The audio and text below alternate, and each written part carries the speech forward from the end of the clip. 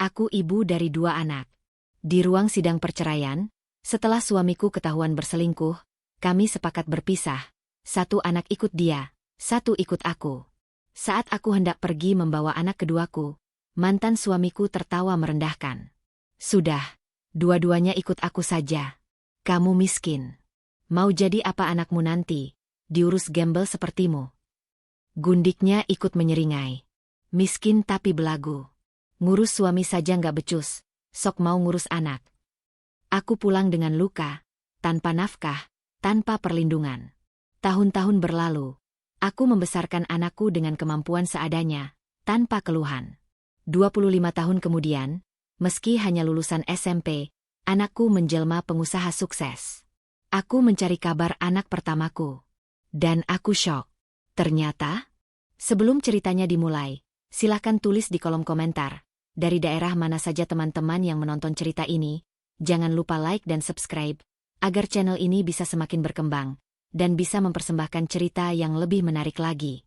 Langsung saja, mari simak ceritanya. Bunyi palu hakim itu masih terngiang di telinga Winda bahkan setelah ia berdiri dari kursi kayu panjang ruang sidang. Suaranya pendek, tegas, dan terlalu cepat memisahkan hidupnya menjadi sebelum dan sesudah. Tangannya dingin, bukan karena ruangan ber-AC, melainkan karena satu kalimat yang barusan diucapkan, perceraian dikabulkan. Winda menunduk, menarik napas pelan.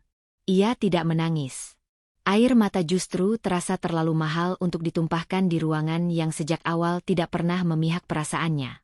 Di sisi lain meja, Rangga sudah berdiri lebih dulu. Mantan suaminya itu tampak rapi. Jas mahalnya duduk sempurna di bahu. Wajahnya datar, nyaris lega. Seperti seseorang yang baru saja menyelesaikan urusan bisnis yang melelahkan. Sejak awal sidang, ia tidak banyak bicara. Pengacaranya yang mewakili. Namun sikapnya jelas. Tidak ada penyesalan, tidak ada keraguan. Kesepakatan soal anak dibacakan tanpa drama. Anak pertama, Bima, ikut ayahnya. Anak kedua, ARSA, ikut ibunya. Hakim menyebutnya sebagai keputusan bersama, rasional, demi kepentingan anak. Kata rasional itu menusuk Winda pelan-pelan. Seolah cinta bisa diukur dengan logika kertas dan kemampuan finansial semata. Winda melirik ke arah ARSA yang duduk di bangku belakang, dipeluk erat olehnya sejak awal sidang. Anak itu masih terlalu kecil untuk memahami apa yang terjadi, tapi matanya terus menatap ibunya seolah merasakan sesuatu yang tidak beres. Winda mengusap rambut ARSA, mencoba menenangkan dirinya sendiri lebih dari menenangkan anak itu. Saat sidang dinyatakan selesai, orang-orang mulai bergerak. Kursi bergeser, pintu dibuka. Winda berdiri, menggendong ARSA dengan satu tangan, sementara tangan lainnya merapikan tas kain sederhana yang ia bawa. Ia hanya ingin keluar, menghirup udara di luar ruang sidang, menjauh dari semua tatapan yang terasa menilai. Namun langkahnya terhenti. Win. Suara Rangga memanggil dari belakang, rendah namun cukup keras untuk terdengar oleh beberapa orang yang belum keluar ruangan. Winda berhenti, tapi tidak menoleh. Ada bagian dari dirinya yang sudah terlalu lelah untuk kembali berhadapan. Rangga mendekat. Kini ia berdiri sejajar, lalu sedikit di depan, memaksa Winda mengangkat wajah. Senyum tipis terbit di sudut bibirnya. Senyum yang dulu pernah membuat Winda merasa aman, tapi kini hanya menyisakan rasa asing.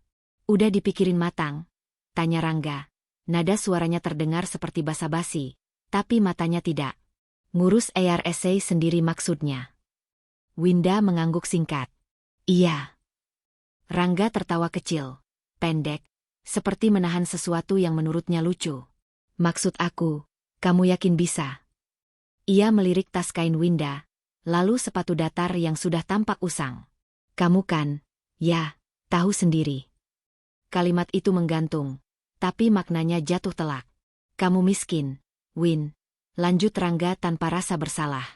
Aku nggak mau anakku nanti hidup susah. Sekolah nggak jelas, makan seadanya. Kamu mau ARSA jadi apa nanti? Hidup sama kamu yang bahkan ngurus diri sendiri aja. Ya begini. Winda merasakan dadanya mengencang. Tangannya mencengkeram ARSA sedikit lebih erat. Ada dorongan untuk membalas, untuk berteriak, untuk mengatakan bahwa ia juga ibu yang layak. Tapi kata-kata itu seperti terkunci di tenggorokan. Harga dirinya berdiri di antara keinginannya untuk melawan dan kebiasaannya untuk bertahan dalam diam. Sebelum Winda sempat menjawab, suara lain menyela. Iya, Rangga benar, kata Selena sambil melangkah mendekat. Perempuan itu sejak tadi berdiri di dekat pintu, seolah menunggu momen ini. Pakaiannya mencolok, riasan wajahnya sempurna. Senyumnya lebar, terlalu puas. Miskin aja belagu. Sok mau urus anak.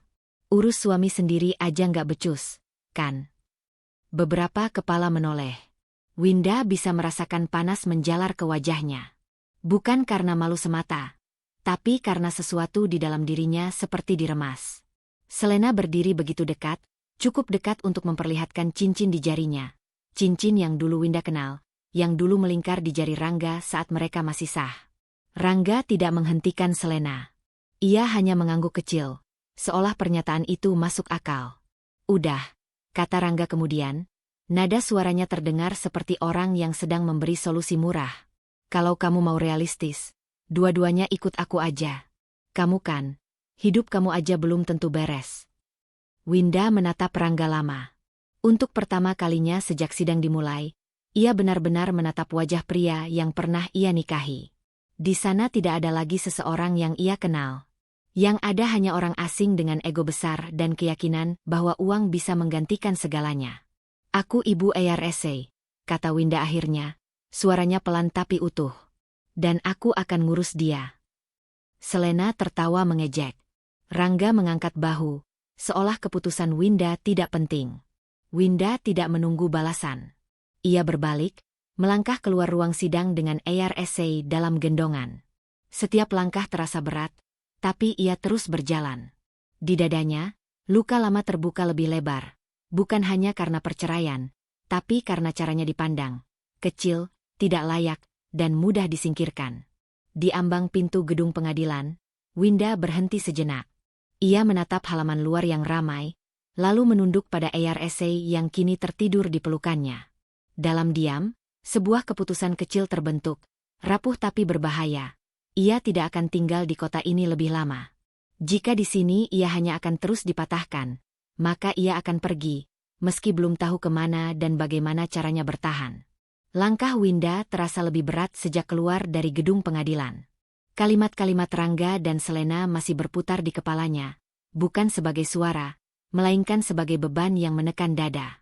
ARSA tertidur di pelukannya, napasnya teratur, kecil, dan hangat. Kontras dengan kekosongan yang menggerogoti Winda dari dalam. Ia tidak menangis di perjalanan pulang. Diamnya bukan karena kuat, melainkan karena tidak tahu lagi harus menaruh perasaan itu di mana.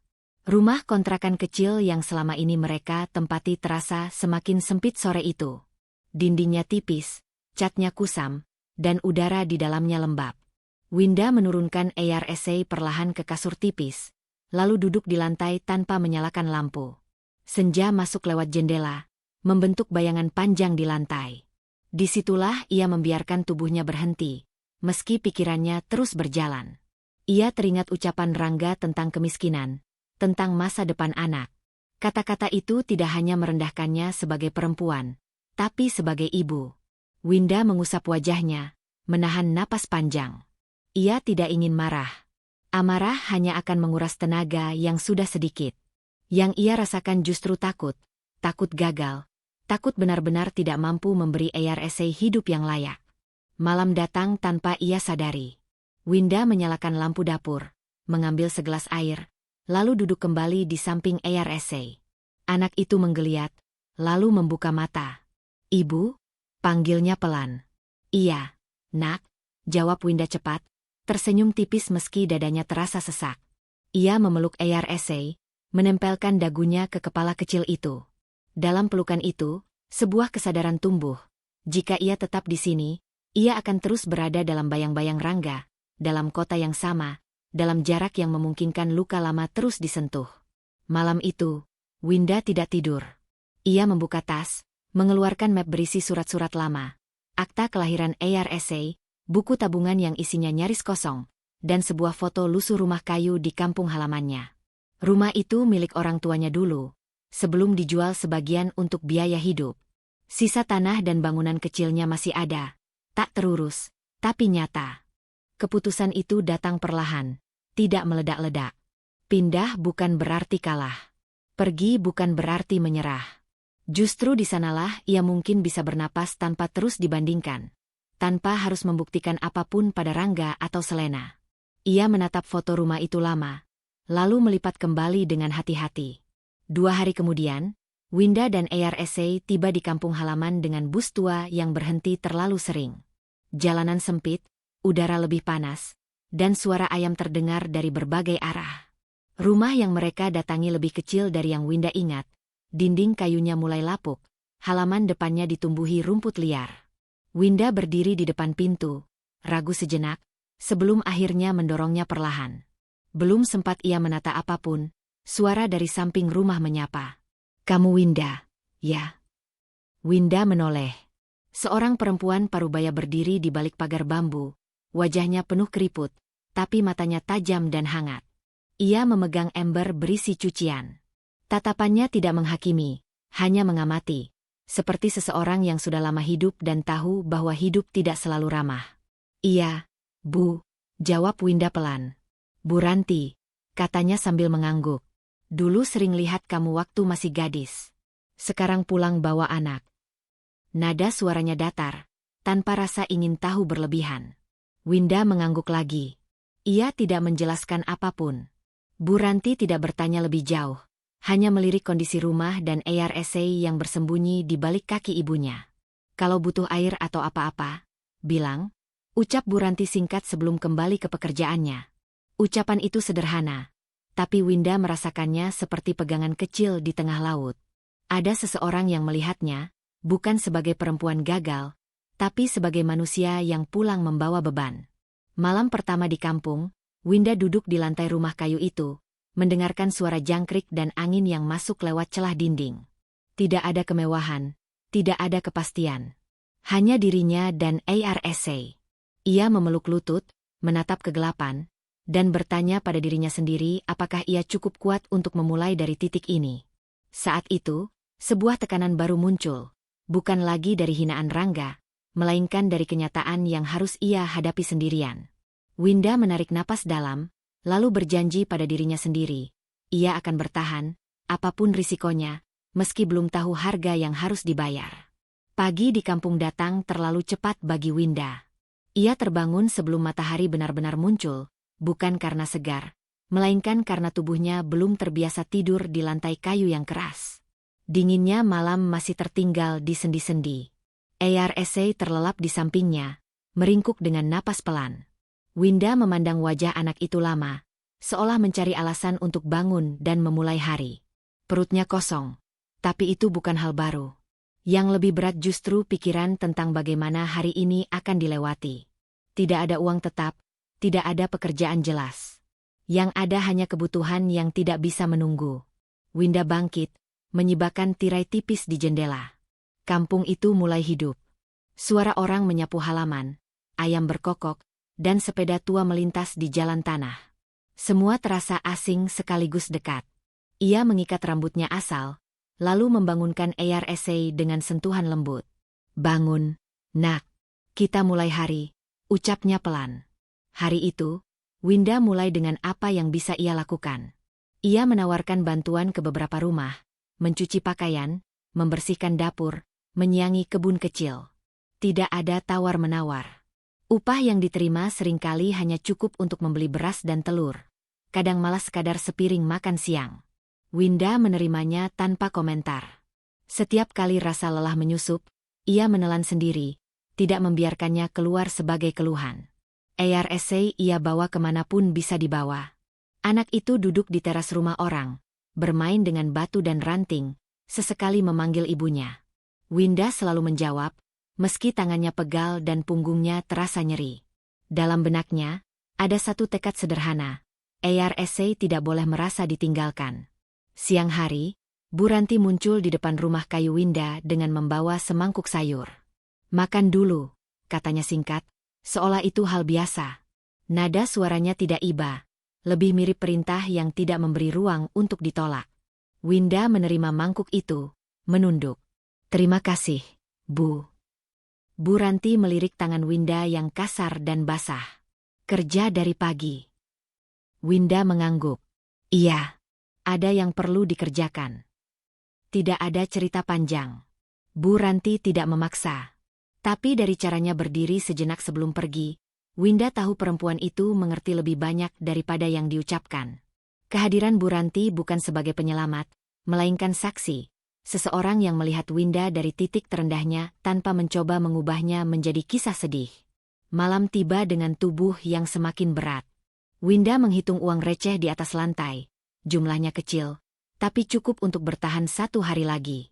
Ia menyimpan uang itu ke dalam kaleng bekas, lalu menutupnya rapat-rapat, seolah menutup harapan yang terlalu besar. Saat itulah bayangan Bima datang tanpa diundang. Winda duduk memeluk lutut, memandang ARSA yang sudah tidur. Di benaknya, muncul wajah anak pertamanya.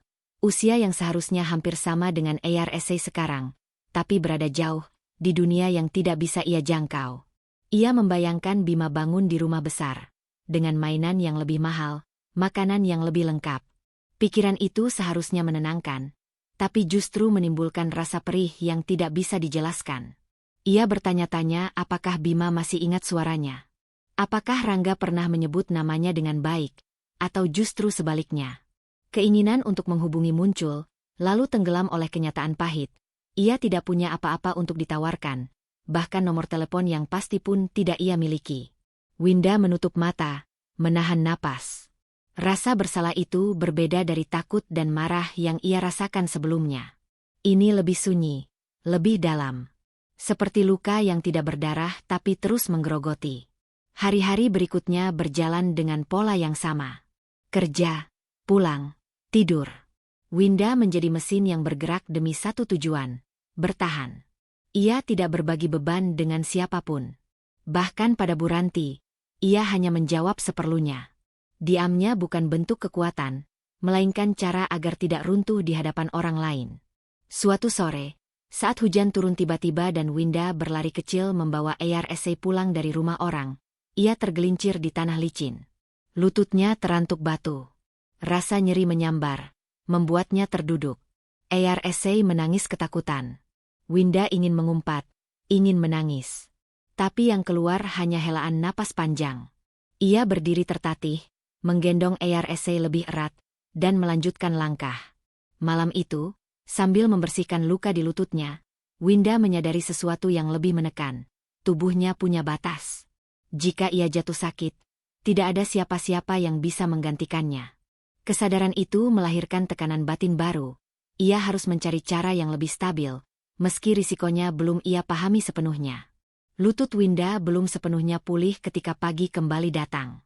Rasa nyeri itu menjadi pengingat lain bahwa tubuhnya tidak lagi bisa dipaksa tanpa batas. Namun ia tetap bangun lebih awal, menyiapkan air hangat untuk ARSA, menyisir rambut anak itu dengan hati-hati. Winda tidak pernah mengatakan bahwa ia sakit. Ia hanya memperlambat gerakan, belajar menghemat tenaga, karena tidak ada ruang untuk jatuh lebih jauh.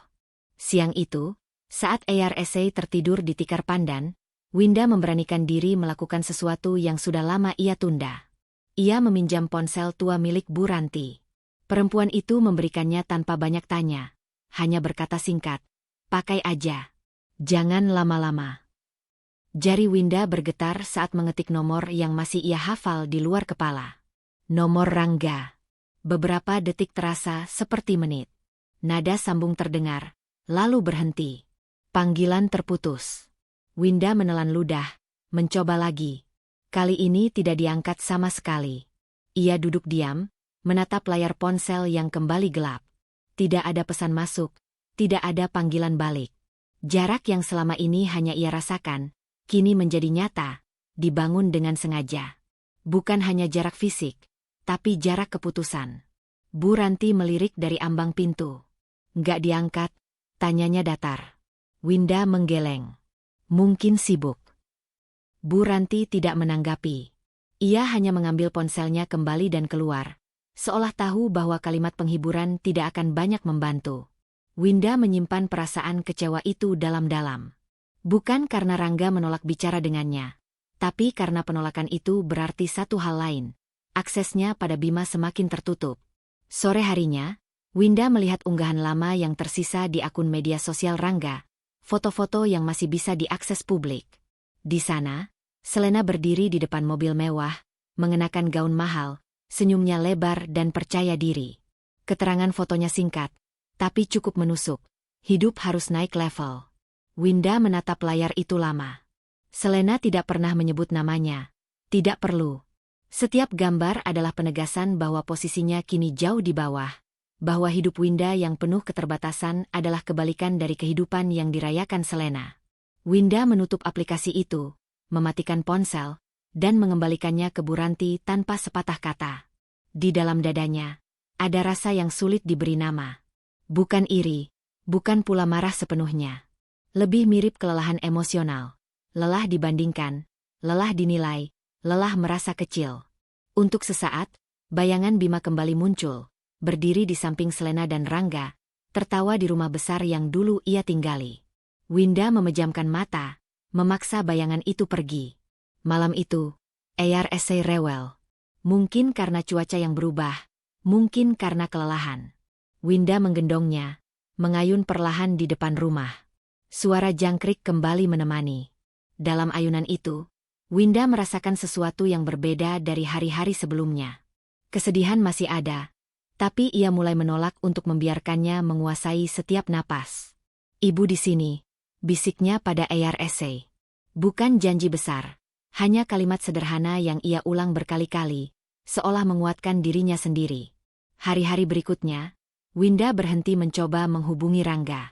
Setiap dorongan untuk menelepon kembali ia tekan, bukan karena tidak peduli, tetapi karena ia sadar setiap penolakan akan menggerogoti sisa kekuatannya.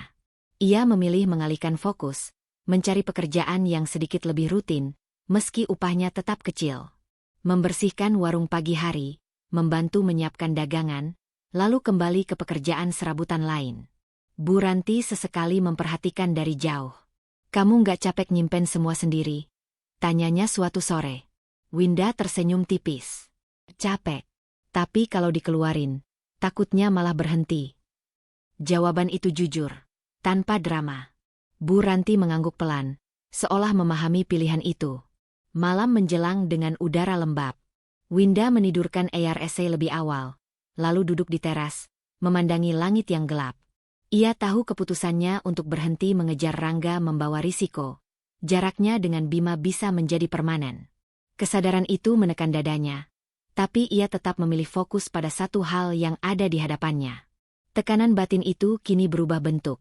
Bukan lagi soal bertahan hidup esok hari, melainkan ketakutan akan kehilangan yang mungkin tak pernah bisa ia perbaiki. Namun untuk malam ini, Winda memilih diam, menerima risiko itu, dan melanjutkan langkah tanpa menoleh ke belakang. Pagi itu, Winda terbangun oleh suara langkah kecil di lantai kayu.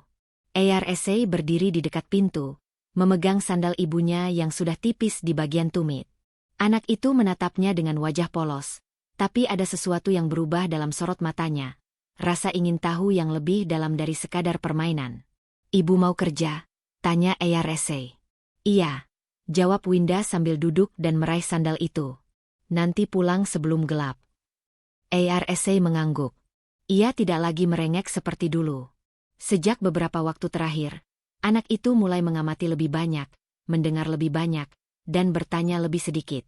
Winda menyadari perubahan itu dengan perasaan campur aduk. Ada kebanggaan kecil, tapi juga rasa bersalah karena kerasnya hidup memaksa ARSC tumbuh lebih cepat. Hari itu, Winda mengajak ARSC ikut ke warung tempat ia biasa membantu. Bukan karena ingin, melainkan karena tidak ada pilihan lain.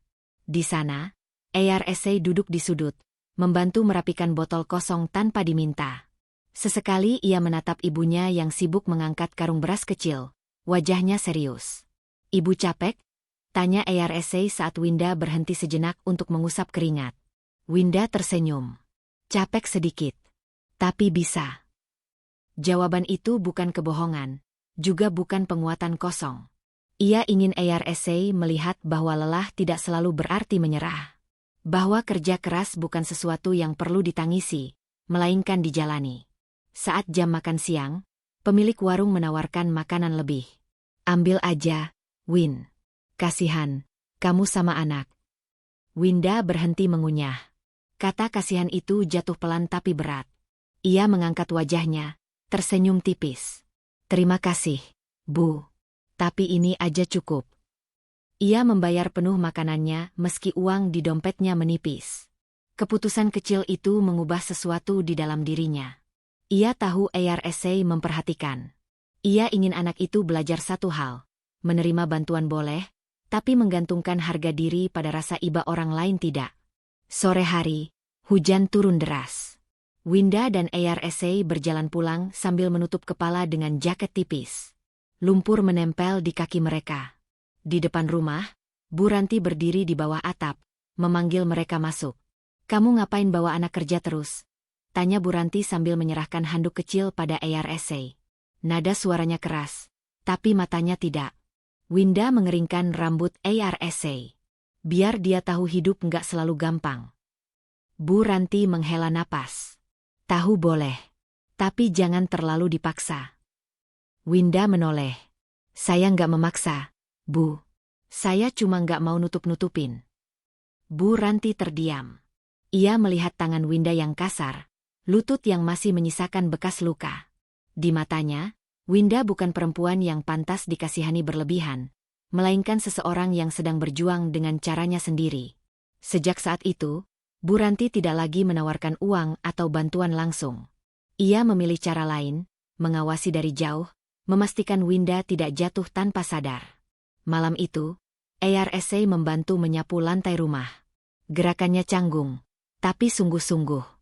Winda tidak memuji berlebihan, hanya mengangguk kecil. Udah cukup. Sekarang istirahat. Saat ARSA berbaring, ia menoleh ke arah ibunya. Ibu, nanti aku kalau gede mau bantu ibu. Kalimat itu sederhana, tapi membuat dada Winda mengencang. Ia mengusap kepala ARSA. Kamu cukup jadi orang baik. Tidak ada nasihat panjang tentang hidup, tidak ada ceramah soal pengorbanan. Winda tahu kata-kata mudah dilupakan. Yang tinggal justru contoh sehari-hari, cara ia bangun pagi, menolak rasa iba yang berlebihan, dan tetap berjalan meski lelah. Namun di balik ketenangan itu, tekanan batin baru muncul. Winda menyadari bahwa ARSA semakin peka, semakin mengerti. Setiap keputusan kecil yang ia ambil kini tidak hanya berdampak pada dirinya, tetapi juga membentuk cara pandang anak itu terhadap dunia. Kesadaran itu membuat Winda bertanya pada dirinya sendiri. Apakah ia sudah cukup kuat menjadi satu-satunya teladan? Malam semakin larut. Winda duduk sendiri di teras, memandang jalan kampung yang sepi.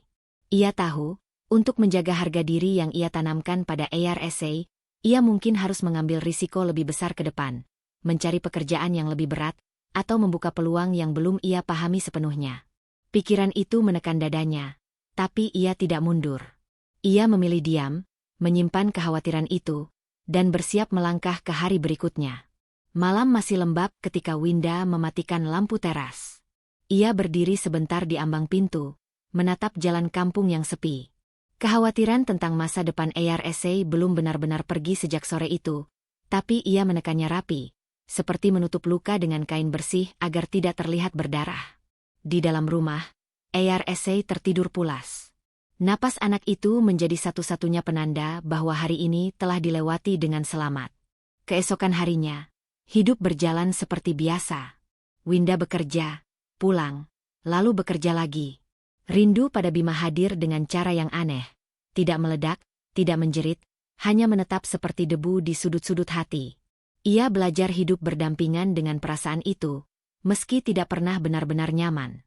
Di tempat lain, jauh dari kampung yang sunyi, Rangga duduk di ruang kerjanya yang luas. Dinding kaca memantulkan wajahnya yang tampak tegang. Di atas meja, laporan keuangan terbuka, angka-angka merah berderet rapi, terlalu rapi untuk diabaikan. Ponselnya bergetar berkali-kali, panggilan dari rekan bisnis yang tidak ia angkat. Masih aman, gumam Rangga pada dirinya sendiri. Ia menutup map itu dengan cepat, seolah menutup kemungkinan. Baginya, mengakui masalah sama saja dengan mengakui kelemahan, dan itu tidak pernah ia izinkan. Ketika Selena masuk dengan langkah percaya diri, aroma parfum mahal memenuhi ruangan. Kita jadi keluar kota akhir pekan ini, kan? Tanyanya sambil meletakkan tas bermerek di sofa. Aku udah booking hotel. Rangga mengangguk tanpa menoleh. Nanti. Nanti apa nanti? Selena mendekat, matanya menyipit. Aku juga perlu mobil baru. Yang kemarin udah kelihatan biasa. Rangga menghela napas, berusaha tetap tenang. Sekarang belum waktunya. Selena tertawa kecil, tapi bukan tawa hangat. Masalah uang lagi. Ia menyilangkan tangan. Kamu kan bilang semua baik-baik aja. Memang, jawab Rangga cepat. Aku cuma lagi atur ulang. Selena memandangnya lama, lalu tersenyum tipis. Aku nggak mau hidup turun level, Rangga. Kamu ngerti, kan? Kalimat itu terdengar lembut, tapi maknanya tajam. Sebuah tuntutan yang dibungkus kasih sayang palsu. Rangga mengangguk lagi. Gengsinya berdiri lebih tinggi dari rasa khawatir. Ia memilih mempertahankan citra, meski retak mulai merambat pelan. Sementara itu, Winda menghabiskan siangnya di rumah Bu Ranti, membantu membersihkan gudang kecil. Debu beterbangan, membuat tenggorokannya kering. Bu Ranti menyerahkan segelas air. Minum. Winda menerimanya. Terima kasih. Kamu kelihatan capek belakangan, ujar Bu Ranti tanpa menatap langsung. Winda mengangkat bahu. Biasa. Jawaban itu jujur sekaligus menghindar. Ia tidak ingin membicarakan hal-hal yang tidak bisa ia ubah saat ini. Di kepalanya, yang ada hanya satu. ARSA harus makan malam ini, dan besok harus tetap bangun pagi. Sore menjelang, Winda melihat anak-anak sebaya ARSA bermain di lapangan kecil. Ia berhenti sejenak, memandang ARSA yang ikut berlari-lari. Di antara tawa itu, bayangan Bima kembali muncul. Mungkin seusia itu juga, mungkin sedang bermain di halaman rumah besar. Rindu itu menekan dadanya, lebih berat dari biasanya. Ia pulang dengan langkah pelan. Di rumah, Winda membuka kaleng uangnya. Isinya semakin menipis. Ia menutupnya kembali, merapikan letaknya. Tidak ada panik, hanya kelelahan yang bertambah lapis demi lapis. Malam itu, ia duduk di samping ARSA yang belajar menulis huruf-huruf sederhana. Winda memperhatikan dengan sabar, membenarkan posisi pensil tanpa banyak bicara. Di sela keheningan itu, ponsel tua Bu Ranti bergetar di meja, pesan masuk dari nomor tak dikenal. Winda melirik sekilas, lalu mengalihkan pandangan. Ia memilih tidak meminjamnya malam itu. Rindu yang stagnan itu, pada Bima, pada kehidupan yang pernah ia miliki, tidak bergerak maju atau mundur. Ia hanya ada. Winda menyadari bahwa ketidaktahuan tentang kondisi Rangga dan Selena membuat rindunya semakin hampa, tidak punya arah. Namun justru disitulah ia bertahan, mengetahui terlalu banyak mungkin akan mengguncangnya. Saat ARSA tertidur, Winda duduk sendiri. Ia memikirkan kemungkinan bekerja lebih jauh, mungkin ke kota kecil di seberang, meski berarti meninggalkan ARSA beberapa jam lebih lama setiap hari. Keputusan itu kecil, tapi berisiko. Mengorbankan waktu demi kestabilan yang belum pasti. Winda memejamkan mata, menarik napas panjang. Ia belum memutuskan apapun malam ini. Tapi tekanan itu telah hadir, menunggu untuk dijawab esok hari. Pagi itu, Winda terbangun bukan oleh suara ayam atau langkah ARSA, melainkan oleh keheningan yang tidak biasa. Ia duduk perlahan, menoleh ke sudut ruangan tempat ARSA biasa merapikan tas sekolahnya. Kosong. Jam dinding menunjukkan pukul 5 lewat sedikit. Dada Winda mengencang, refleks berdiri, lalu berhenti saat mendengar suara dari luar rumah. ARSA sedang mengikat tali sepatunya di teras. Anak itu sudah jauh berbeda dari bocah yang dulu selalu ia gendong. Tubuhnya lebih tinggi, bahunya mulai bidang, wajahnya menyimpan keseriusan yang tidak pernah ia ajarkan secara langsung. ARSA menoleh, tersenyum kecil saat melihat ibunya. Ibu bangun, katanya. Kamu mau kemana sepagi ini? Tanya Winda. Suaranya tenang meski pikirannya bergerak cepat. Ke bengkel, Bu. Pak Surya bilang aku boleh datang lebih pagi kalau mau belajar lebih banyak. Kalimat itu sederhana, tapi mengandung sesuatu yang membuat Winda terdiam. Bengkel kecil di ujung kampung itu, awalnya hanya tempat ARSA membantu membersihkan peralatan sepulang sekolah. Sekarang, tempat itu mulai menjadi ruang lain dalam hidup anaknya. Ruang yang menjanjikan sekaligus menakutkan. Pak Surya muncul dari balik pintu bengkel tak lama kemudian, melambaikan tangan. Lelaki parubaya itu berbadan kekar. Wajahnya keras tapi matanya tajam dan jujur. Sejak awal, sikapnya pada ARSA tidak pernah merendahkan. Bu Winda, sapanya ketika melihat Winda mendekat. Anaknya cepat nangkap. Disuruh bongkar mesin. Dia perhatiin betul. Winda mengangguk, mencoba membaca maksud di balik pujian itu. Dia masih sekolah, Pak. Iya, saya tahu. Jawab Pak Surya cepat. Saya nggak nyuruh dia berhenti. Saya cuma kasih kesempatan belajar. Ijazah penting, tapi tangan dan kepala juga harus jalan bareng. Kalimat itu menancap di benak Winda.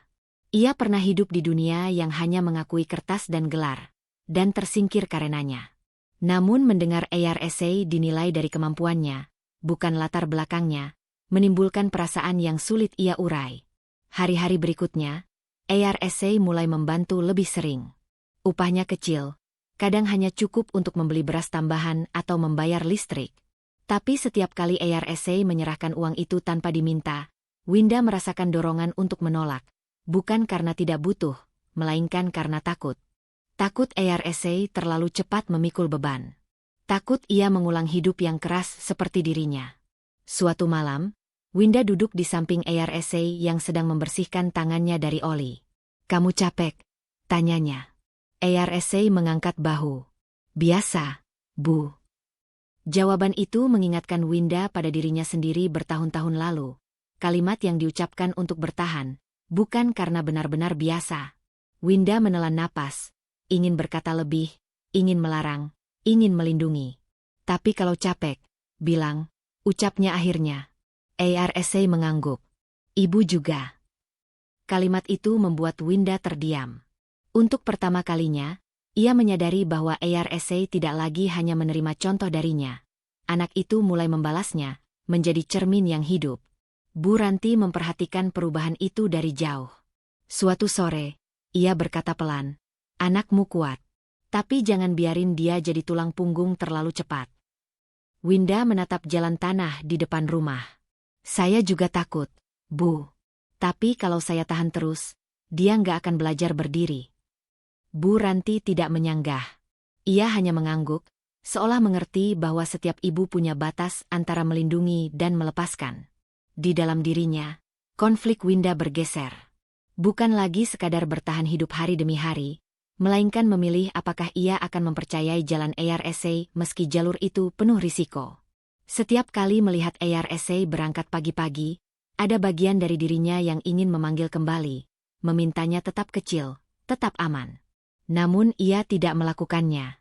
Malam itu, Winda duduk sendiri, menghitung uang hasil kerja mereka berdua. Jumlahnya masih sedikit, tapi untuk pertama kalinya ada ruang napas. Di sela hitungan itu, bayangan Bima muncul lagi, lebih samar, lebih jauh. Rasa rindu itu tetap ada, tapi kini bercampur dengan rasa bersalah lain. Apakah ia sedang membangun masa depan ARSA dengan mengorbankan masa remajanya? Winda menutup kaleng uang itu perlahan. Keputusan kecil telah ia ambil, meski belum sepenuhnya yakin. Ia akan membiarkan ARSA mencoba, belajar, dan mungkin jatuh, selama ia masih bisa berdiri di belakangnya. Tekanan batin itu tidak hilang. Ia justru berubah bentuk, menjadi ketakutan yang lebih sunyi, bahwa kepercayaannya bisa saja salah, dan akibatnya tidak bisa ditarik kembali. Pagi itu, Winda bangun dengan perasaan yang belum sempat diberi nama. Ada kegelisahan yang bertahan sejak malam sebelumnya, sejenis firasat yang membuatnya lebih lama duduk di tepi kasur, menatap punggung ARSA yang sudah bersiap berangkat.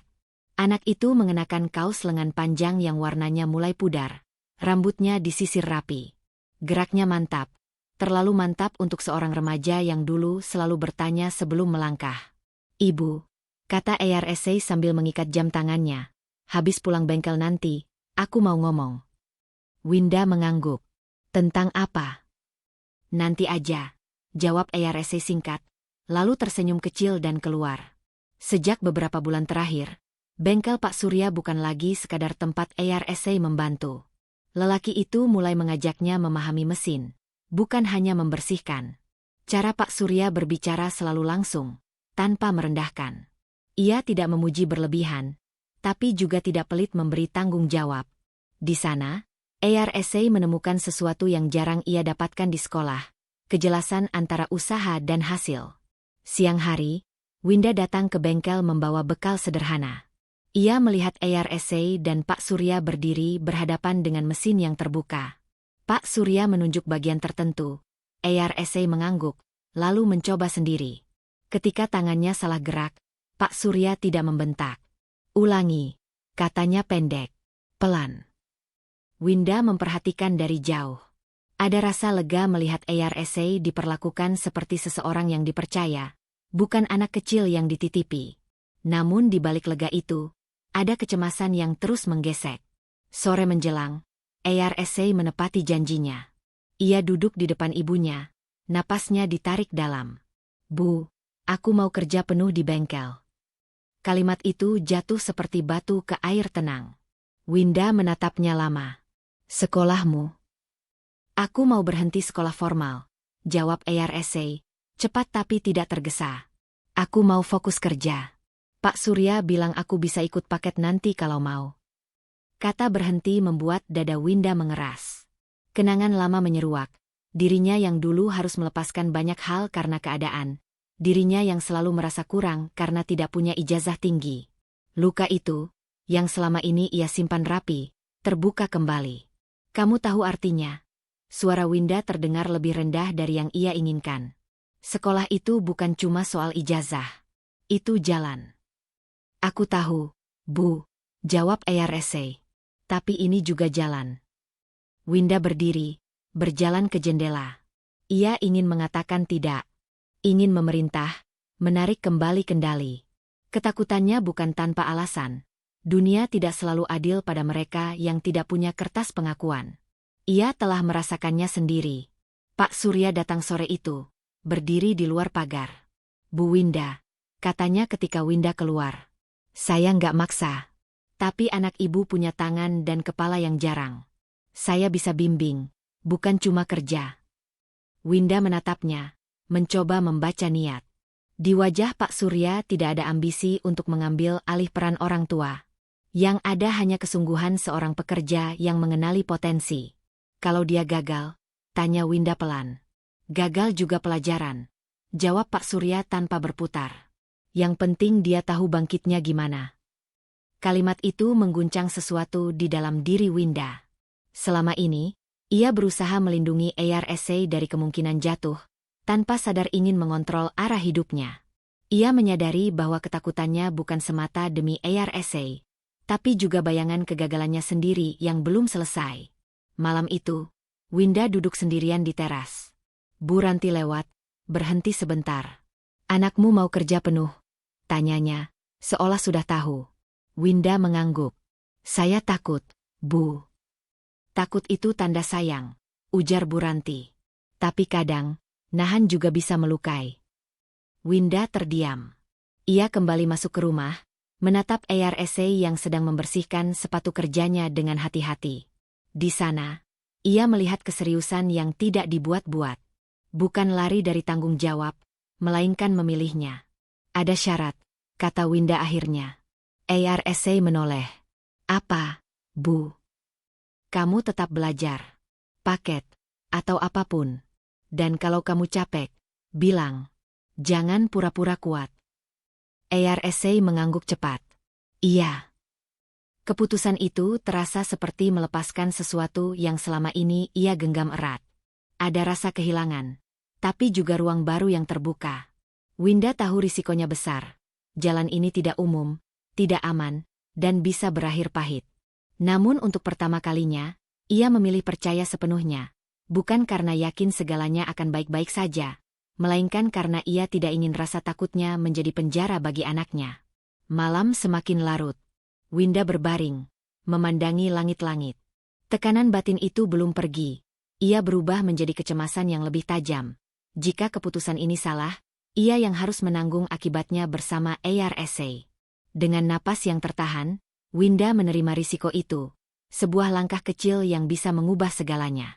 Keputusan Winda untuk membiarkan ARSA bekerja penuh masih terasa seperti batu yang mengganjal dadanya. Setiap pagi ia mengantar ARSA sampai ke ujung jalan, melihat punggung anak itu menjauh dengan langkah mantap. Ada kebanggaan yang tumbuh, tapi juga rasa cemas yang tidak mau pergi. Winda belajar hidup dengan perasaan itu, belajar bahwa melepaskan bukan berarti berhenti peduli. Di tempat lain, hidup Rangga bergerak ke arah yang berlawanan. Ruang kerjanya kini tidak lagi ramai. Beberapa kursi kosong, sebagian dokumen sudah diangkut. Telepon berdering tanpa henti, bukan lagi dari klien baru, melainkan dari penagih hutang. Rangga duduk di balik meja, jasnya masih rapi, tapi wajahnya kusam. Laporan keuangan terakhir terbuka di depannya, tak ada lagi angka yang bisa diselamatkan. Kas kita habis, Pak, ujar salah satu karyawan dengan suara hati-hati. Investor mundur. Proyek dibekukan. Rangga mengepalkan tangan. Ia ingin marah, ingin menyalahkan keadaan, tapi tidak ada yang bisa dijadikan tameng. Kesalahan keputusan bertahun-tahun kini menuntut harga. Ia tetap berdiri tegak, gengsinya menolak runtuh lebih dulu. Berhenti bicara seolah semuanya selesai, katanya dingin. Saya masih bisa atur. Namun bahkan bagi dirinya sendiri, kalimat itu terdengar kosong. Di rumah, suasana tak kalah tegang. Selena berdiri di depan lemari besar yang kini separuh kosong. Gaun-gaun mahal tergantung rapi, sebagian sudah dimasukkan ke koper. Wajahnya tenang, terlalu tenang untuk seseorang yang hidupnya baru saja terguncang. Kamu mau kemana? Tanya Rangga ketika melihat koper itu. Selena menoleh singkat. Pergi. Kita masih bisa beresin ini bareng, ujar Rangga, mencoba mempertahankan nada yakin. Selena tersenyum miring. Kita? Sejak kapan ini jadi kita? Ia menutup koper dengan bunyi klik yang keras. Aku ikut kamu karena hidupmu naik. Sekarang turun, aku nggak ikut jatuh. Tidak ada teriakan, tidak ada air mata. Selena melangkah keluar tanpa menoleh kembali. Pintu tertutup, meninggalkan keheningan yang lebih menyakitkan daripada pertengkaran. Rangga berdiri lama di ruang tamu, dikelilingi furnitur mahal yang sebentar lagi mungkin bukan miliknya lagi. Di sudut lain kota, Bima pulang ke rumah yang semakin sunyi. Anak itu sudah tidak kecil lagi, tapi juga belum cukup dewasa untuk memahami runtuhnya dunia yang selama ini ia anggap stabil. Ayahnya sering pergi, ibunya, yang bukan ibunya, tidak lagi ada. Rumah besar terasa kosong, dingin, dan tidak ramah. Hari-hari Bima berubah tanpa ia sadari. Sekolah sering ia tinggalkan. Tidak ada yang menegur dengan sungguh-sungguh. Rangga terlalu sibuk menyelamatkan sisa-sisa bisnisnya, terlalu larut dalam upaya mempertahankan gengsi. Bima menghabiskan waktu di luar, mengikuti siapa saja yang mau menerimanya. Malam-malamnya diisi dengan nongkrong tanpa arah, pekerjaan kecil yang tidak menetap, dan kelelahan yang tidak pernah benar-benar hilang. Ia tidak lapar, tapi juga tidak kenyang. Tidak sedih, tapi juga tidak punya harapan. Dalam hidup yang mulai keras itu, Bima kehilangan pegangan, tanpa ia sadari bahwa ia sedang jatuh pelan-pelan. Suatu malam, Rangga pulang ke rumah yang gelap. Listrik dipadamkan sebagian. Ia menemukan Bima tertidur di sofa dengan pakaian kotor. Bau asap dan debu menempel di tubuh anak itu. Rangga berdiri lama, menatapnya. Untuk sesaat, ada rasa bersalah yang muncul, tipis, cepat, lalu ditelan oleh kelelahan dan penolakan. Bangun, katanya kasar. Bima membuka mata, menatap ayahnya tanpa ekspresi. Tidak ada kemarahan, tidak ada hormat. Hanya jarak. Rangga berbalik, masuk ke kamarnya. Ia tidak bertanya kemana Bima pergi, tidak tahu harus mulai dari mana. Di luar, hujan turun deras, menutup suara kota yang mulai asing. Sementara itu, di kampung kecil yang jauh, Winda duduk di teras rumah, menunggu ARSA pulang. Ia tidak tahu apa yang sedang terjadi pada Rangga, pada Selena, pada Bima. Ketidaktahuan itu membuat hidupnya tetap lurus, tidak terguncang, tapi juga tidak memberi ruang untuk memperbaiki apapun. Ketika ARSA akhirnya pulang dengan wajah lelah namun puas, Winda tersenyum. Di dalam senyum itu, Ada ironi yang tidak ia sadari. Satu anaknya sedang belajar membangun hidup, sementara yang lain perlahan kehilangan arah. Tekanan batin baru muncul tanpa ia ketahui. Bukan dari apa yang ia lihat, melainkan dari apa yang belum dan tidak ia ketahui. Dan tekanan itu, kelak, akan menuntut keputusan yang jauh lebih berat daripada sekadar melepaskan. Nama Rangga sempat muncul dalam benak Winda malam itu, bukan sebagai sosok, melainkan sebagai bayangan yang tak diundang. Setelah mendengar cerita samar dari tetangga lama tentang orang kota yang bangkrut lalu menghilang, perasaan itu menempel seperti debu di hati. Winda menepisnya. Ia memilih kembali pada hal yang bisa ia lihat, ia sentuh, ia jaga. ARSA. Pagi itu bengkel kecil di ujung gang belum benar-benar layak disebut bengkel. Hanya atap seng bekas, satu meja kerja yang kaki-kakinya tidak seimbang, dan papan kayu bertuliskan spidol, servis motor ketambal ban. ARSA berdiri di depannya dengan tangan masih berlumur oli. Wajahnya gugup, tapi matanya menyala. "Bu, aku mulai hari ini," katanya singkat, seolah takut keyakinannya bocor jika bicara terlalu panjang. Winda mengangguk. Ia tidak memeluk, tidak memberi nasihat panjang. Ia hanya menyerahkan termos teh hangat dan sebungkus nasi. Tangannya sedikit bergetar saat berpaling. Ada rasa takut yang lama berdiam. Takut gagal. Takut ARSA terluka oleh dunia terlalu cepat. Tapi di atas semua itu, ada rasa bangga yang tumbuh perlahan, matang oleh waktu. Hari-hari berikutnya menjadi rutinitas baru. ARSA berangkat pagi, pulang dengan badan lelah dan senyum tipis. 1-2 pelanggan datang. Tetangga, tukang sayur, ojek yang bannya bocor. ARSA bekerja tanpa banyak bicara, mengingat apa yang ia pelajari di bengkel Pak Surya. Rapi, jujur, telaten. Winda mengamati dari jauh. Ia mencatat perubahan kecil dalam hidupnya sendiri. Beras di dapur tidak cepat habis, tagihan listrik dibayar tepat waktu, dan ada uang lebih untuk membeli sepatu kerja yang pantas bagi ARSA. Hasil nyata itu datang pelan-pelan, tanpa perayaan. Justru itulah yang membuat Winda terdiam lama setiap malam, menyadari bahwa pengorbanan panjangnya tidak sia-sia. Suatu sore, Bu Ranti mampir sambil membawa pisang rebus. Ia berdiri memandangi bengkel kecil itu dengan mata berkaca-kaca. "Kamu lihat, Win," katanya pelan, "anakmu tumbuh dari kerja, bukan dari kasihan." Winda tersenyum tipis. Ia tahu Bu Ranti ingin memeluknya, memberi pujian berlebihan. Tapi yang ia butuhkan hanya pengakuan sederhana itu. Ia mengangguk, menahan emosi yang ingin tumpah. Di hari lain, Pak Surya datang tanpa seragam kerja. Ia menyalami ARSA dengan hangat, menepuk bahunya. "Jangan lupa catat pemasukan," ujarnya. "Usaha kecil kalah bukan karena sepi, tapi karena ceroboh." ARSA mengangguk cepat. Winda menyaksikan dari balik pintu, hatinya bergetar. Ia takut kehilangan kendali, takut ARSA terlalu cepat dewasa, terlalu cepat jauh. Tapi kali ini, ia memilih diam. Melepaskan kontrol, seperti yang ia pelajari dengan susah payah. Tekanan batin Winda berubah bentuk. Bukan lagi rasa kalah, melainkan rasa waspada terhadap keberhasilan. Keberhasilan menuntut keberanian baru, menjaga agar tidak mabuk oleh harapan. Malamnya, seorang tamu tak terduga datang. Pak Hadi, orang lama dari kota, mantan rekan usaha Rangga yang dulu sering berkunjung. Wajahnya menua, sikapnya canggung. Ia menyebut nama Rangga tanpa menatap mata Winda. "Maaf, Win," katanya lirih. "Aku cuma mau pastikan kabar. Dengar-dengar kamu sudah pindah lama."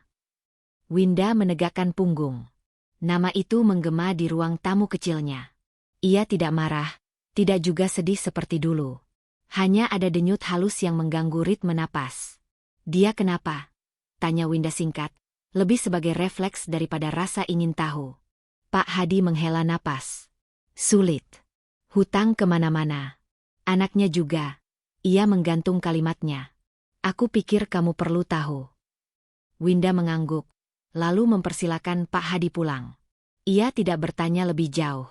Setelah pintu tertutup, ia duduk lama, menatap lantai. Bayangan Rangga tidak lagi menekan, tapi kini hadir sebagai pertanyaan yang berbahaya. Apakah ia harus peduli? Di kamar, ARSA menghitung uang receh dengan teliti. Ia menoleh, melihat ibunya berdiri di ambang pintu.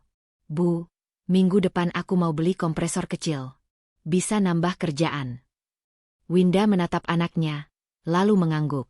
Keputusan kecil itu terasa berisiko. Bukan soal uang, melainkan soal arah. Ia memilih percaya. Sekali lagi. Di luar, angin malam berdesir. Benih yang ditanam bertahun-tahun lalu mulai tumbuh. Bersamaan dengan itu, masa lalu mengetuk pelan, menunggu jawaban yang belum tentu siap ia berikan. Perubahan itu datang tanpa suara besar, tanpa selebrasi. Usaha ARSA berkembang seperti embun pagi, tidak mengejutkan, tapi nyata. Bengkel kecilnya kini memiliki kompresor bekas yang dibeli dari hasil tabungan berbulan-bulan. Rak alatnya bertambah, catatannya rapi, dan pelanggan datang bukan lagi karena kasihan, melainkan karena percaya. Winda menyadarinya lewat hal-hal sederhana. ARSA tak lagi meminta uang receh di pagi hari. Ia mulai menyisihkan sebagian penghasilan ke dalam kaleng besi bertuliskan spidol hitam, modal. Setiap malam minggu, mereka bisa makan lauk lebih layak tanpa harus menghitung ulang beras. Semua itu membuat Winda bersyukur, namun juga gelisah. Rasa gelisah itu tidak datang dari ARSA, melainkan dari nama yang lama ia kubur dalam-dalam, Bima. Nama itu muncul kembali sejak kunjungan Pak Hadi. Sejak malam itu, Winda sering terbangun sebelum subuh, duduk di tepi ranjang, memandangi jendela gelap. Ingatannya berkelana ke ruang sidang bertahun-tahun lalu, ke tangan kecil Bima yang dilepasnya, ke keputusan yang ia buat demi bertahan hidup bersama ARSA. Saat itu, ia meyakinkan diri bahwa satu anak yang terurus lebih baik daripada dua yang terlantar. Kini, keyakinan itu retak. Bu Ranti menyadari perubahan itu. Suatu siang, ketika Winda mengantar makanan ke bengkel ARSA, Bu Ranti menyusul dengan wajah khawatir. Kamu kelihatan capek, Win. Bukan badanmu, tapi pikiranmu. Winda tersenyum singkat. Ia tahu Bu Ranti bukan orang yang mudah ditipu. Aku baik-baik saja, katanya, namun suaranya tidak meyakinkan. Di bengkel, ARSA sibuk melayani pelanggan. Ia bekerja cekatan, percaya diri, sesekali bertanya pada Pak Surya yang mampir untuk memeriksa pengerjaan. Pak Surya menepuk bahu ARSA, memuji keuletannya tanpa berlebihan. Winda melihat pemandangan itu dengan campuran bangga dan perih. Di saat ARSA tumbuh dengan bimbingan, di mana Bima berada? Pertanyaan itu menjadi beban yang tak lagi bisa ia tunda. Malamnya, Winda membuka kembali kotak tua berisi dokumen lama. Ada foto Bima kecil dengan seragam SD, ada surat laporan sekolah yang tak pernah ia balas, ada alamat lama Rangga yang kini tak relevan. Tangannya gemetar saat menyentuh foto itu. Rasa bersalah menekan dadanya. Bukan karena Bima hidup susah, sebab ia tak tahu pasti, melainkan karena ia tidak pernah mencoba mendekat. Ia teringat kata-kata Rangga yang merendahkannya dulu. Ia teringat Selena yang tertawa. Semua itu dulu membuatnya memilih menjauh demi menyelamatkan diri. Kini, jarak itu berubah menjadi jurang yang menuntut tanggung jawab. Keesokan harinya, ARSA pulang lebih sore dari biasanya. Ia tampak lelah, tapi puas. Bu, hari ini ada pelanggan dari luar kampung. Katanya direkomendasikan Pak Surya, ujarnya sambil minum air. Winda mengangguk, lalu ragu-ragu. ARSA, katanya pelan. Kalau suatu hari kamu tahu ibu pernah membuat keputusan yang menyakitkan orang lain, kamu akan marah. ARSA menatap ibunya lama. Ibu bikin keputusan supaya kita hidup. Itu yang aku lihat. Jawabnya jujur. Kalau orang lain terluka, mungkin itu bukan karena ibu jahat. Jawaban itu tidak membebaskan Winda dari rasa bersalah, tapi memberinya ruang bernapas. Ia menyadari konflik batinnya telah bergeser. Dulu ia hanya ingin bertahan, hari demi hari, tanpa menoleh. Kini, ia dihadapkan pada kewajiban menghadapi masa lalu, apapun risikonya. Bu Ranti datang lagi malam itu, membawa kabar yang tak ia duga. Aku dengar dari saudara jauh di kota, katanya hati-hati. Bima, sekarang ikut ayahnya. Hidupnya berat. Kata-kata itu menancap. Winda tidak bertanya lebih jauh. Ia tahu cukup untuk mendorongnya ke tepi keputusan. Malam semakin larut. Winda duduk sendiri di ruang tamu, memandangi nomor telepon lama yang ditulis ulang oleh Pak Hadi di secari kertas. Menghubungi nomor itu berarti membuka luka lama. Berarti mungkin ditolak, mungkin dihina lagi. Tapi tidak menghubunginya berarti mengulang kesalahan yang sama. Dengan napas tertahan, Winda menyimpan kertas itu ke dalam dompet. Ia belum menelepon. Belum hari ini. Namun keputusan kecil itu, menyimpan, bukan membuang, adalah langkah berisiko pertama menuju masa lalu yang selama ini ia hindari. Keputusan itu tidak lahir dari keberanian mendadak, melainkan dari kelelahan yang menumpuk. Winda bangun pagi dengan dada sesak, bukan karena mimpi buruk, tetapi karena satu pertanyaan yang terus menekan. Sampai kapan aku berpura-pura tidak tahu? Dompetnya masih menyimpan secari kertas berisi nomor lama itu. Ia mengeluarkannya, menatapnya lama, lalu melipatnya kembali dengan tangan gemetar. Mencari kabar Bima bukan lagi pilihan tambahan. Itu menjadi keharusan yang menuntutnya bergerak. Ia tidak langsung menelepon. Winda memilih perjalanan fisik terlebih dahulu, seolah jarak yang ditempuh bisa melunakkan pertemuan yang ia takuti. Ia menyampaikan niatnya kepada ARSA sambil menyiapkan bekal sederhana. Tidak ada drama. Tidak ada larangan. Hanya keheningan yang berat. Aku ikut, Bu, kata ARSA akhirnya. Nada suaranya tenang, dewasa. Bukan permintaan, melainkan penegasan. Winda menatap anaknya, menyadari perubahan yang selama ini ia rasakan samar. ARSA bukan lagi anak yang harus ia lindungi dari dunia. Kini, ia berdiri di sisinya, siap menjadi sandaran. Winda mengangguk, merelakan peran lamanya bergeser sedikit. Perjalanan dimulai dengan bus antar kota yang tua dan berderit. Di dalamnya, Winda duduk memandangi jalan yang berangsur berubah, dari sawah ke deretan toko, dari kampung ke pinggir kota. Setiap kilometer terasa seperti lapisan ingatan yang terkelupas. Ia teringat hari ketika ia memilih pergi membawa ARSA, meninggalkan Bima di balik pintu ruang sidang. Saat itu, ia meyakinkan diri bahwa jarak akan membuat segalanya baik-baik saja. ARSA duduk di sampingnya, sesekali menawarkan air minum, memastikan ibunya tidak pucat. Ia tidak banyak bertanya. Kehadirannya saja sudah cukup membuat Winda merasa tidak sendirian menghadapi masa lalu. Mereka turun di terminal kecil yang asing. Bau asap, teriakan calo, dan wajah-wajah lelah menyambut mereka. Winda menghubungi nomor yang ia simpan. Nada sambung terdengar lama sebelum akhirnya diangkat. Suara di seberang terdengar ragu. Pak Hadi, orang lama yang menjadi satu-satunya penghubung. Kamu yakin mau ke sini? Tanya Pak Hadi setelah mendengar tujuan Winda. Winda menelan ludah. Saya harus. Pak Hadi menyebutkan alamat samar. Daerah padat, dekat sungai, jauh dari bayangan rumah mewah masa lalu. Mendengar itu, langkah Winda goyah. Bukan karena terkejut, melainkan karena perasaan bersalah yang kini berubah bentuk menjadi ketakutan nyata. Bagaimana jika Bima membencinya? Mereka berjalan kaki menyusuri gang sempit. ARSA berjalan setengah langkah di depan, memastikan ibunya aman. Winda memperhatikan punggung anaknya, menyadari betapa perannya kini berbalik. Dulu ia yang menuntun, sekarang ia yang dituntun melewati ketakutan. Di setiap sudut gang, Winda bertanya pada orang-orang dengan suara hati-hati. Nama Rangga dan Bima terdengar asing bagi sebagian, familiar bagi yang lain dengan nada iba. Setiap jawaban membuat dadanya semakin sesak. Ia merasa seperti penyusup di kehidupan yang seharusnya tidak pernah ia tinggalkan. Saat mereka berhenti sejenak di warung kecil, Winda kehilangan tenaga. Ia duduk, memejamkan mata. Kalau nanti dia tidak mau bertemu, ucapnya pelan, lebih pada diri sendiri. ARSA duduk di sampingnya. Ibu datang bukan untuk dimengerti. Ibu datang karena bertanggung jawab. Itu saja sudah cukup. Kata-kata itu menampar lembut. Winda membuka mata, menatap anaknya dengan campuran syukur dan duka. Ia sadar, perjalanan ini bukan untuk menebus semuanya. Ini tentang menghadapi kenyataan, apapun hasilnya.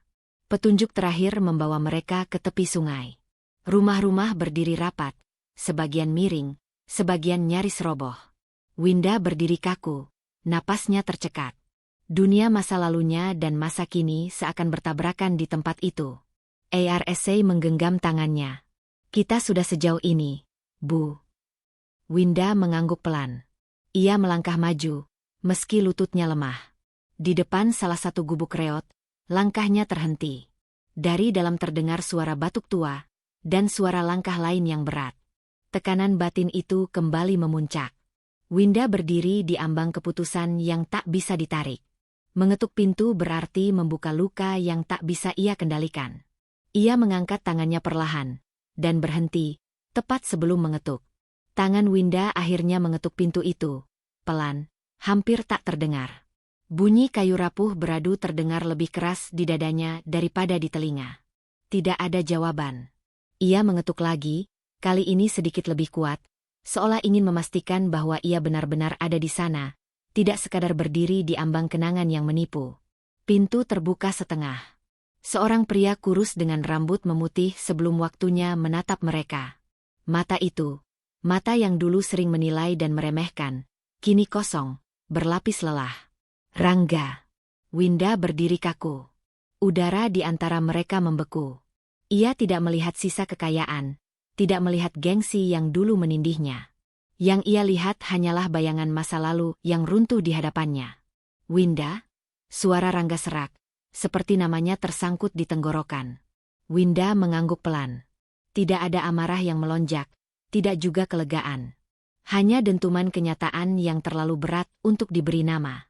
Di balik tubuh Rangga, gubuk sempit itu memperlihatkan dinding kayu berlubang, tikar tipis, dan bau lembab yang menusuk. Sebuah suara lain terdengar dari dalam. Langkah ringan, diseret. Seorang pemuda keluar sambil memanggul karung plastik berisi botol dan kardus. Tubuhnya kurus, pakaiannya kusam. Saat ia mengangkat kepala, mata Winda menangkap sorot yang pernah ia kenal, namun tak pernah ia dampingi tumbuh. Bima, ucap Winda tanpa sadar. Pemuda itu tertegun. Namanya diucapkan seperti memanggil sesuatu yang telah lama hilang. Ia menatap Winda dengan kening berkerut, lalu menoleh ke Rangga, seolah meminta penjelasan. Siapa? Tanyanya pendek, defensif. Dunia Winda runtuh lagi, kali ini lebih senyap, lebih kejam. Anak yang ia tinggalkan tidak mengenalinya. Bukan karena lupa semata, melainkan karena hidup telah membentuk jarak yang tak bisa dijembatani oleh satu panggilan nama. Rangga menunduk. Ibumu, katanya lirih. Bima tertawa kecil, getir. Ibu? Katanya, setengah mengejek, setengah bingung. Ibu yang mana? Kalimat itu menampar Winda lebih keras dari semua hinaan yang pernah ia terima. Ia melangkah maju, namun kakinya terasa berat. ARSA berdiri di sampingnya, bahunya menegang. Ia melihat Bima, kakak yang tak pernah ia kenal, dengan mata yang menahan emosi. Maaf, kata Winda akhirnya. Kata itu keluar rapuh, tidak cukup untuk menutup apapun. Aku mencari kamu. Bima mengalihkan pandangannya, memegang karungnya lebih erat. Aku harus kerja, katanya dingin. Ia melangkah pergi tanpa menunggu jawaban, melewati Winda begitu saja. Bau keringat dan sampah tertinggal di udara, bersama rasa bersalah yang kini berubah menjadi luka terbuka. Winda tidak mengejar. Ia tahu, mengejar saat ini hanya akan melukai lebih dalam. Ia berdiri mematung, menatap punggung Bima yang menjauh. ARSA merasakan getaran di tangan ibunya, lalu menggenggamnya erat, menahan agar Winda tidak roboh. Rangga menghela napas panjang, lalu duduk di bangku kayu reot. Aku bangkrut, katanya tanpa pembelaan. Bisnis jatuh satu persatu. Hutang mengejar. Selena pergi begitu saja. Ia tertawa hambar. Lucu ya. Dulu aku bilang kamu tidak akan sanggup hidup tanpa aku. Winda menatapnya, bukan dengan dendam, melainkan dengan kesadaran pahit. Dan sekarang? Tanyanya pelan. Sekarang aku tidak sanggup hidup dengan diriku sendiri, jawab Rangga. Ia menutup wajahnya dengan kedua tangan. Bahunya bergetar. Tangis itu datang terlambat, tanpa janji penebusan. Pemandangan itu membuat Winda teringat rumah mewah yang dulu menjadi simbol kekuasaan Rangga. Dalam perjalanan tadi, ia sempat melewati alamat lama itu. Rumahnya kini berdiri megah dengan cat baru, mobil asing terparkir di halaman. Dunia telah berganti pemilik, seolah masa lalu mereka tak pernah ada. Benturan antara ingatan dan kenyataan membuat dada Winda sesak.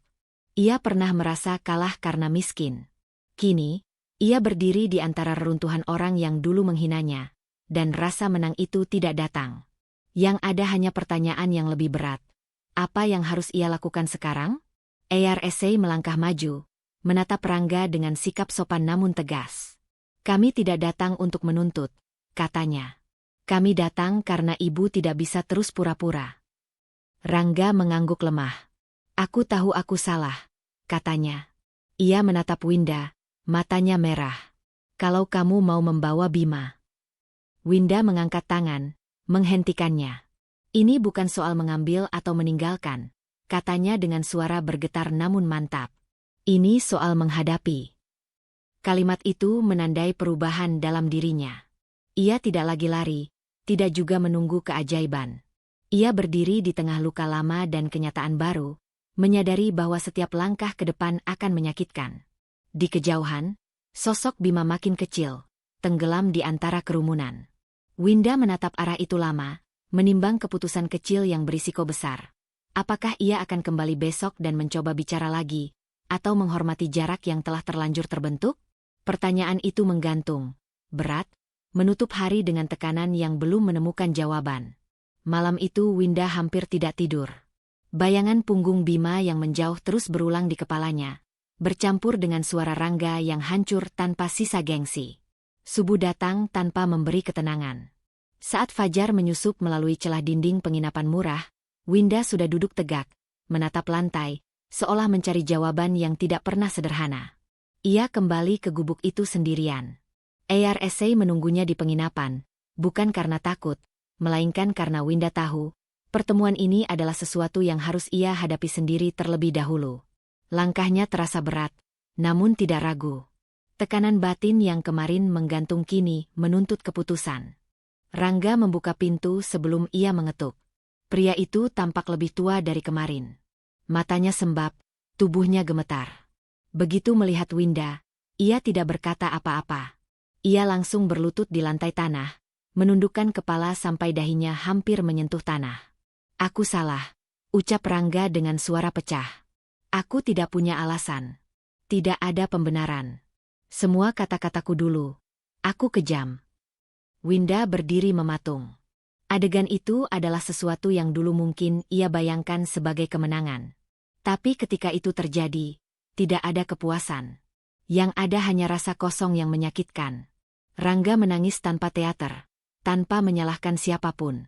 Penyesalan itu datang telanjang, terlambat, dan tak bisa dihapus. Aku menghancurkan hidupmu, lanjut Rangga, suaranya parau. Aku merusak hidup anak-anakku sendiri. Kalau kamu membenciku, aku terima. Kata-kata itu menembus pertahanan terakhir Winda. Ia ingin marah. Ia ingin mengingatkan semua hinaan, semua ketakutan yang ia telan sendirian. Namun yang muncul justru kelelahan yang dalam, lelah membawa dendam yang tidak pernah menyembuhkan. Winda menghela napas panjang. Bangun, katanya pelan. Kamu bersimpuh tidak akan mengubah apapun. Rangga terdiam, namun tetap berlutut. Winda memalingkan wajah, menahan air mata yang nyaris jatuh. Ia tidak datang untuk mengampuni, tapi juga tidak ingin menjadi orang yang ia benci di masa lalu.